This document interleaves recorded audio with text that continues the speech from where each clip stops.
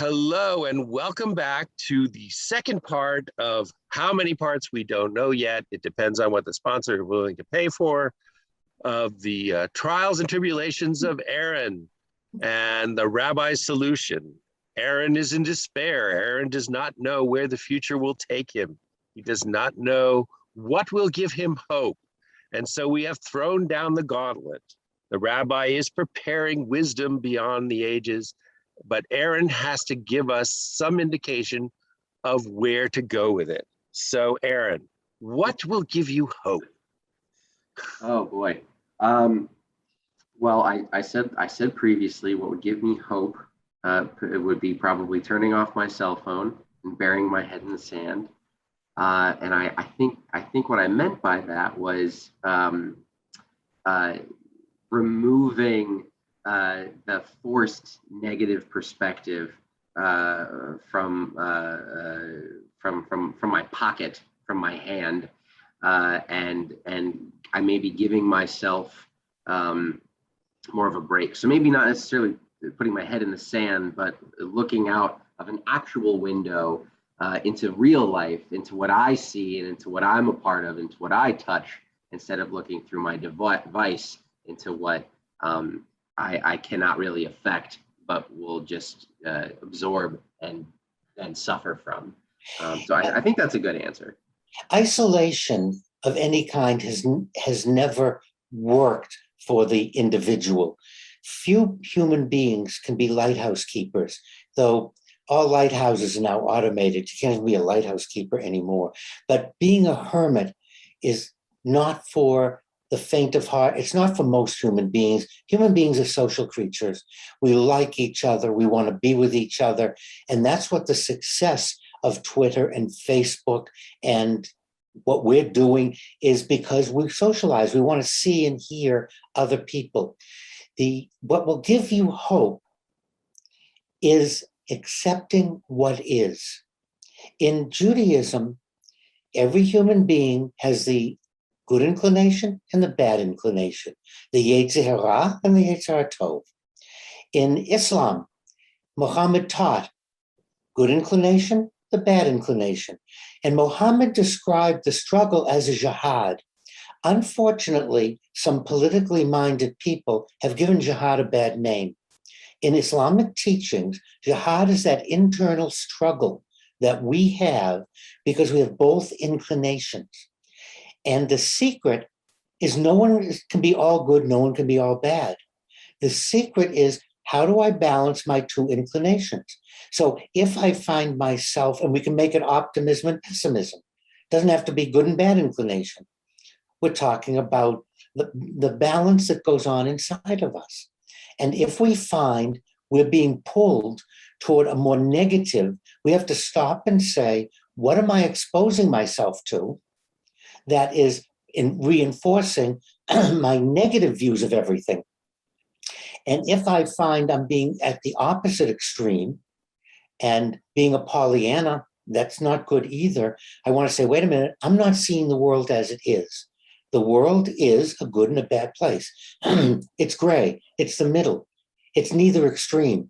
And if I'm seeing the extremes, then I have to stop because it's making me unhappy. And that's what's making you unhappy, is you're leaning towards one direction is not in balance. You're out of balance.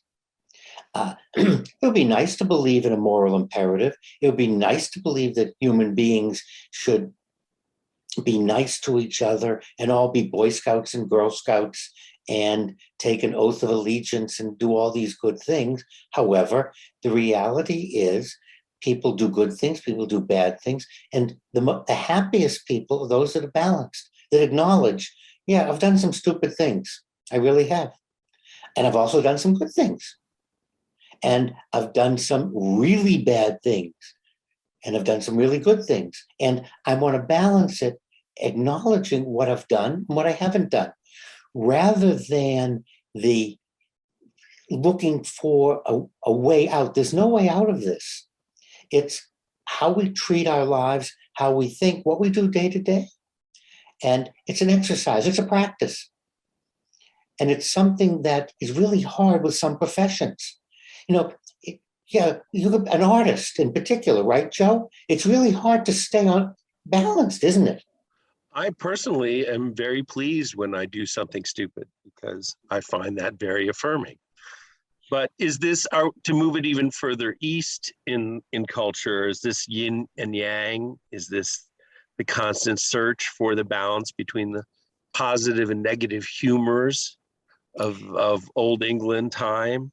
And are we going to start leeching again? And Well, leaching is being used now. It's back. Leaching is back. So don't put it down in draining some infections and wounds.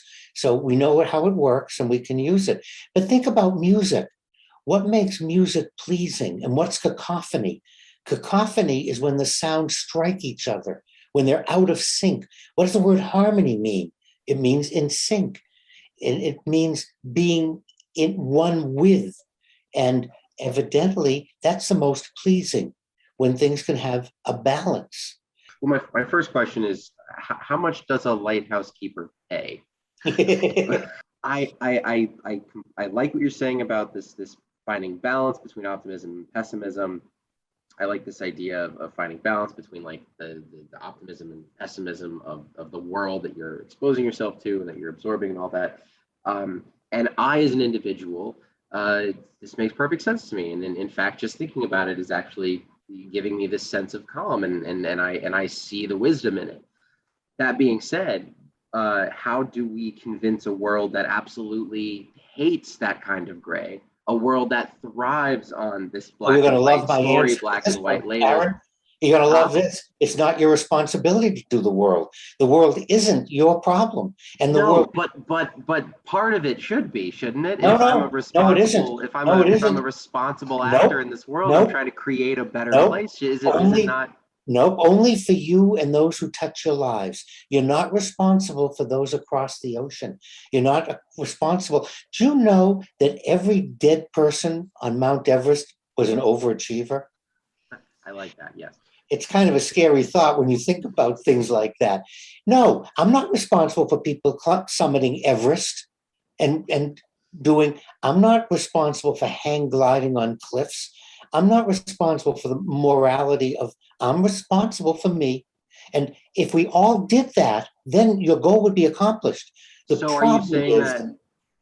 Well, I was going to say, so are you saying that, but based on the world that you touch, well, now with my cell phone, now with Twitter, now with Facebook, now with Instagram, my world is the world, right? I touch, or at least I have this sense that the world, that everything is at my fingertips, is close by. and that's why we're having this discussion. And that's why we're putting it on YouTube. So Right. we're using the very things you're talking about. Now, whether people listen or not isn't my responsibility. And to get depressed because we only have, what did we say, Joe? We have 10,000 people who subscribe to our channel. If that's not enough for me, then I have it's my problem. It's not, and I think what you're doing is what I call the Miss America syndrome. When you listen to the Miss America speech, I want to save the porpoises. I want to save the blue crabs. I want to save the shrimps. No, you don't. Because if you're spending your energy there, then you're not going to spend your energy with that one student in your class who could benefit from you, or the two students, because your mind is too far away. It's impossible to save the world and to save your corner of the world at the same time. It's impossible. So if you want to save the universe, then you're in the wrong profession, the wrong job. You start doing something else. But if you want to have hope, then you need to work on what you touch, what you reach, not what you can't reach. I'm really annoyed that I can't be an NBA. I'm not a big basketball player. That really and I'm not a big hockey star. That really bothers me. In fact, I'm not going to sleep tonight because I can't be an astronaut. I certainly could do that, but who's dooming me? Question that I need to ask myself, and I guess this question is a question that anyone in a similar position could ask themselves, and it would be a different answer for everyone, is, what should or can I do to keep my world focused on my small corner? Right. And don't even say small corner. It's just your corner. Well, I like adding the word small. It gives it this kind of cozy feeling. I want to be in Okay, my small corner, my small, well decorated, well yeah, apportioned corner with right, lots of natural light. Oh, it's wrong with my small corner. right. Just because everyone else in a supermarket is mean and nasty to the people working the registers, I can't stop or control them. I'm not, if I get upset for them, I'm torturing myself. What I can do is I can be polite. And as long as I acknowledge my contribution, I have hope. But once I start wanting to control the world or stop other people, then I am dooming myself. Because again, if we look at the religious leaders throughout history, we look at Jesus, look at Moses, look at Muhammad, and keep going to all the religions on the planet. If these great individuals couldn't change the masses, but the ones that were successful were the ones that focused their dream where they could. And they're the ones that give us hope. I guess then my next question challenges, I guess, kind of what we said on the last episode, which was if it's impossible for, or if people thinking that they can change more than their corner, um, if we live in a world full of people whose perspective is of changing the world and changing more than they have any right to think that they can change, and that is, then I feel like that's what's happening. I feel like we are living in like a world, not a doomed world, but a world full of doomed people. No, because we've always had people like that, and we've always had people that took care of their little corner of the world. There are 1,000 preachers in the Commonwealth of Virginia who aren't going to be on television. They don't have Lear jets, and they don't have huge congregations, and they give hope.